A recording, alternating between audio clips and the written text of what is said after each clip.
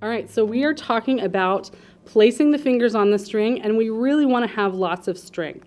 So if you watch the violin viola when we talk about that tabletop shape, that's that square shape that we get from our fingers.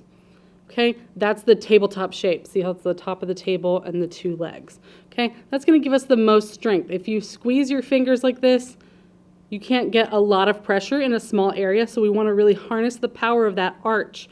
Use the very tip of our finger to really maximize the pressure that we're placing in a very specific place. So I want you to float up your soda hand. We already have that nice relaxed curve, but I want you to practice setting those fingers in that nice curved tabletop shape using the very tip of your finger.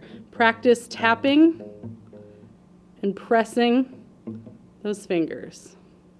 Nice curved shape on the instrument. So it should look like a little tabletop.